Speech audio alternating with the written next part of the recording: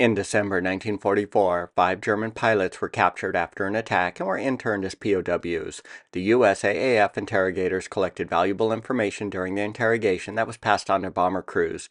The intent of this video is to review the information collected, including German fighter unescorted and escorted U.S. daylight bomber attack tactics and advice to bomber crews to lessen their chances of being shot down. The foundation of this video will be this section, Interrogation and Documents, titled Use of Company Front Attacks Against Heavy Day Bombers, from this declassified January 14, 1945 Air Intelligence Weekly Summary document. We will hop out of and back into this document as needed for clarification.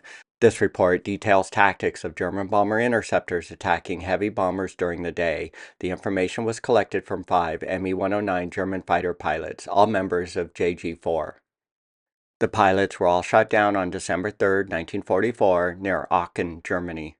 Couple items to clarify. This page outlines the organization chart of the German Air Force from a 1944 Air Intelligence Handbook. JG-4 is a fighter Geschwader, which consists of 3 groups or 9 Staffels. It'll contain roughly 96 active fighters and 27 in reserve. This page lists the German JG fighter markings from an April 1945 Air Intelligence report. The fuselage markings are located here and are 90 millimeters or 3 feet wide. JG-4's 1945 fighter markings are black, white, black stripes, as seen in the Me-109 and FW-190. JG-4's fighters will also have their unit's emblem located here. The channel will refer to the fighter as the Me-109 since this was a designation adopted by the USAAF and RAF during World War II, not the Bf-109. Aachen is here about 50 miles from Cologne, as shown on this World War II Atlas map showing the state of Reich-occupied territories as of December 1, 1944. The pilots were captured 2 weeks prior to the start of the Battle of the Bulge. The pilots attacked the bombers in a new company front formation. They attacked the bomber formations from the rear. The attack method was applicable to either B-17s or B-24s. Actual experience had been against B-17s only. This image shows the 4-engine heavy B-24 and B-17 bombers.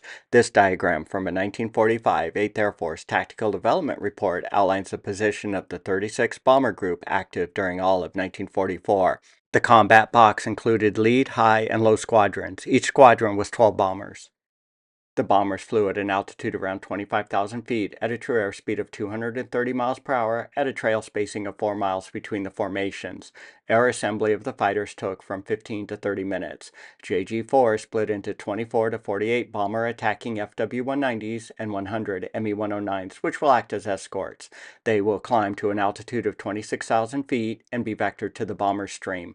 Both Me-109s and FW-190s armaments were upsized as the war progressed, as seen in this German armaments evolution chart from a 1945 U.S. Strategic Bombing Survey report on World War II air armaments. We can estimate JG-4's armaments by reviewing shot-down German fighters. The RAF had a chance to inspect 96 shot-down fighters from the January 1, 1945 Operation Baseplate, where the Germans made an all-out attempt to destroy Allied planes at their bases. 39% of the planes inspected were Me-109s and 39% were FW-190s with the radial engines and 23% with the liquid-cooled inline engines. All fighters were fitted with the large-caliber MG-131 13mm machine guns. A German MG-131 13mm caliber size is roughly equivalent to the U.S. 50 caliber size. None of the fighters inspected were fitted with the MG-17, a 7.9mm rifle caliber size machine gun. These are roughly equivalent to the U.S. 30 caliber or the RAF 303 caliber size. 30% of the planes were armed with the MG-108, a 30mm autocannon. The Me-109s inspected were armed with either 2 MG-131 13mm machine guns and 2 MG-151 20mm autocannons, or 2 13mm machine guns and 1 30mm autocannon. Half of the Me-109s were armed with the Mk-108 30mm autocannon.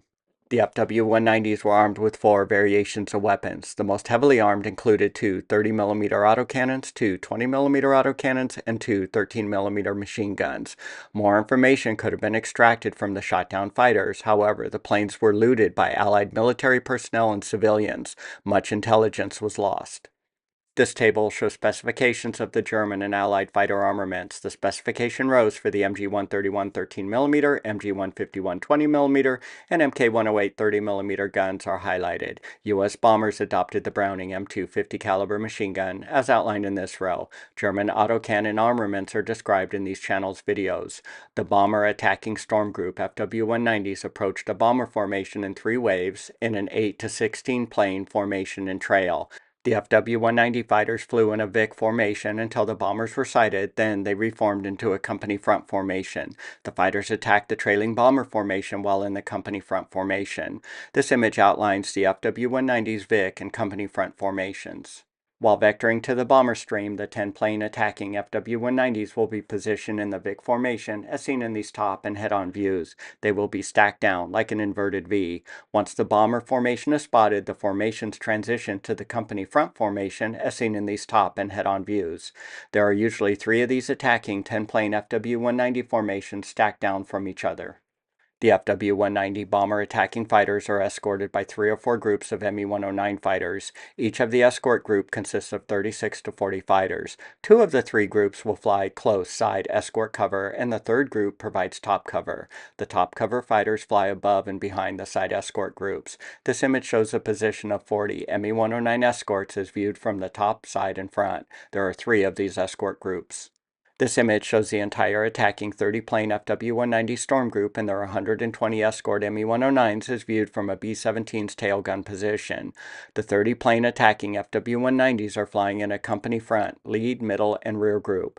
The Me-109s are escorting to the right, left, and top of the attacking fighters. The escort groups are echeloned up sun.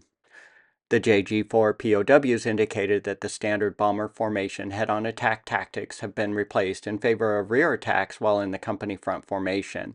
Frontal attack closing speeds were deemed too fast. As calculated in this channel's video, head-on attack closing speeds equated to 610 miles per hour, while the tail attack closing speeds equates to 150 miles per hour. Tail attacks are easier than frontal attacks. This shift was likely due to the dramatic reduction in German pilot proficiency, as seen in this pilot training hours comparison chart from a British bombing document. The prime function of the FW-190s is to attack the bomber formations, and the escorting Me-109s is to protect the FW-190s from Allied escort fighter attacks by engaging with the fighters. The escort Me-109s are not allowed to leave the FW-190s and dogfight the Allied escorting fighters, unless the escort formation leader approves otherwise. This table indicates the type of enemy fighters shot down by the 8th Air Force bomber gunners or fighters from an 8th Air Force statistical operations document. The most common fighter claim shot down by bomber gunners is the FW-190 at 3,107, whereas the most common fighter shot down by U.S. fighters was the Me-109 at 2,535. This is consistent with the German attack approach where the FW-190s attack the bombers, while the Me-109s fly escort and engage the bomber's fighter escort. This section describes an unescorted bomber formation attack. 3 waves of 10 FW-190s flying a company front formation dive towards and below the formation, only to rise and attack the B-17s from below in a nose-up attitude. They may also attack from a level direction. It must have been quite a sight for a B-17 tail gunner witnessing 30 well-armed late-war FW-190s flying towards your formation, as drawn by the channel in this spot-on exact attack replication. I suspect the 30-plane company front attack was used to split the bomber's defensive firepower. The tactic is similar to the roller coaster attack maneuver. The fighters continue their track and break away while in the formation. They attack the bomber formation closest to them, and each of the 30 pilots target a single bomber. A bomber may be attacked by 2 or more fighters. In a non-bomber escort engagement, the Me-109s may also participate in the bomber attack. The attacking FW-190s reform 3,000 feet below the bombers, and up to 3 more attacks may occur. The FW-190s will fly as to attack even if they are out of ammo or their guns jammed. They will target the bomber's wing root joint between the inboard engine and fuselage. This location was deemed most vulnerable and would likely damage the bomber's hydraulic gear system. The FW-190s will target one of these zones shaded, attacking from below in a nose-up attitude. Return fire can be expected from some of the formation's tail and ball turret gun stations. This page from a 1944 B-17G manual shows the location of the B-17 self-sealing fuel tanks. These inboard tanks hold 425 gallons of 100-octane fuel. They will be vulnerable to incendiary cannon projectiles, and the wing root structure would be vulnerable to cannon projectile high-explosive mine rounds. The bomber's wheel brake hydraulic system does route through this section, but its loss is not catastrophic to the mission completion. The FW-190s attack the fighter-escorted bomber formations with the same tactics as without escort. When the attack starts, though, one of the close escort ME-109 formations will fly below the bombers to provide the FW-190s cover from the bombers' escorts. The POWs indicated they feared the B-17's top turret gun station the most when attacking as a company front formation from the bomber's rear. This is likely why they attacked the bomber formations from below. Don't give the B-17's upper turret a clear shot.